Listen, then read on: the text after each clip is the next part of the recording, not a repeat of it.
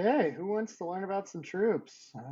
Based off the request by a few of us in our wonderful alliance of the EOE, I am going to try to share my thoughts on troops, value of troops, my choices of troops, and then from there you guys can take it and either question and comment to me through Discord or call me names. All good in the hood because these are all my opinions and you guys can do what you want with them.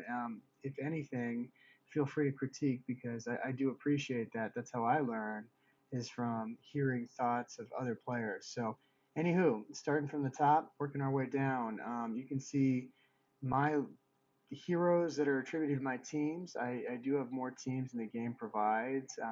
We can get into that in another video.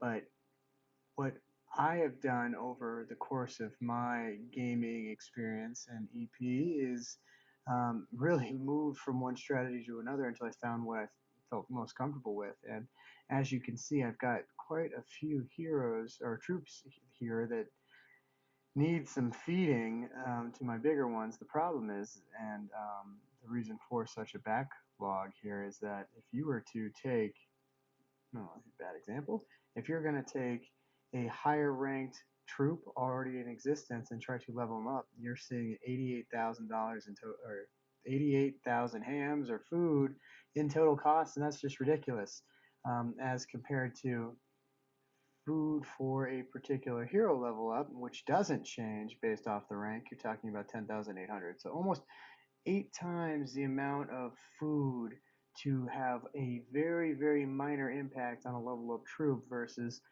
heroes. So my focus really has been on leveling my heroes, not on my troops, which is why there's a backlog. Not the purpose of the video, but something important to share why you can see these things where focus should be, because I truly believe that troops will eventually make the difference when you get to a maxed team. But I don't feel like for players and for myself, when I first started, wish someone told me don't focus on troops, focus on your heroes, getting as many heroes max as possible, and then start focusing on troops. I am Groot here, ranked 2 globally. Why did Nick pull this person up? Well, what I wanted to show you is that once you do have max, you don't ever. I'm sure there are a couple of us on the team, but it's very, very rare that I fight a team that isn't full of 5-star heroes, all maxed out, regardless of how many of them are, what color, or whatever. What really makes the difference at the end of the day is one, your team that you line up against a particular defensive roster, but also really taking a look at the type of troops they have. They really do make an impact. This guy, for being ranked 2, clearly he or she spent some serious time trying to level up. This person's level 48, so I have a feeling they spent a lot of time in raids to gain that level because their troops are 20 through 19 through 21, which is commendable and it's extremely high. But if you go through and you start looking for heroes or for players at like level 61, he's actually not too much higher. But there's zero. He's great. 30, 30, 30, 30, 30, 30. All max, all completely maxed, all as high as they can go.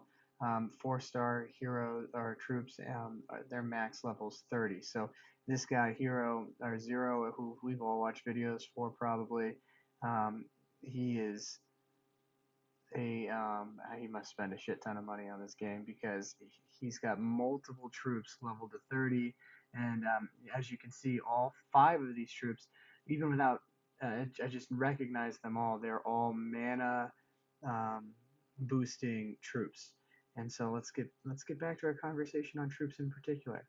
What do I mean by mana boosting troops? Well, just look at these first 2 purple troops. They're both 4-star. They're reasonably close in level, but there's a very large difference. Same with my holy troops next to them. You've got your mana boosting troops, meaning that this is a mana bonus, so plus 9% to mana bonus for your hero, and plus 16% to healing.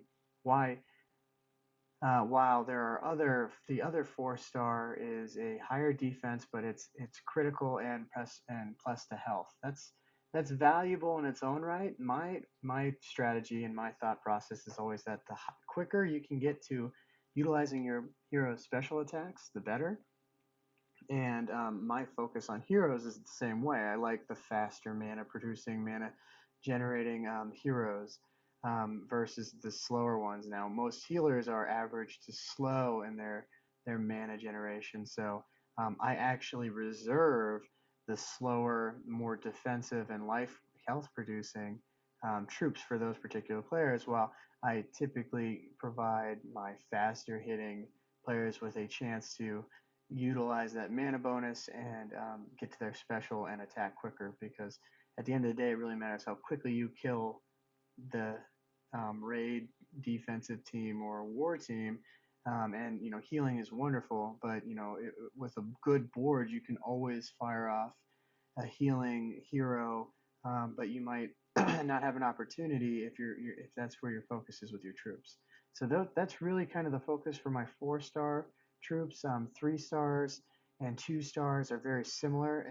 There are two different kinds of attributing troops. The higher attack with critical, and then the higher defensive with additional healing bonuses. Same with 2 stars and 1 stars.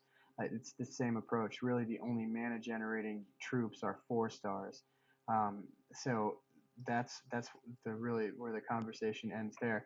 If you look at my troops, though, what I wanted to point out is that I do have leveled 2-star and 3-star troops, and the reason for that is because I like the challenge events. And if you recall, there are 3 different levels of participation and participating heroes.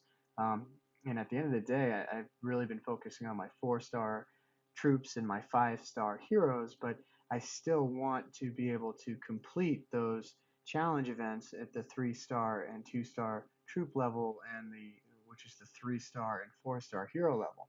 And so that's why I've got troops that can support those rainbow teams, and away you go. So anyway, that's my thought on troops, my rationale behind choosing my troops. I hope it's helpful. If not, pound sand. No, just kidding. But seriously, if you disagree with my thought process or you have any questions, don't hesitate to ask. This is fun for me, so we can talk more about it later. Talk to you then. Bye.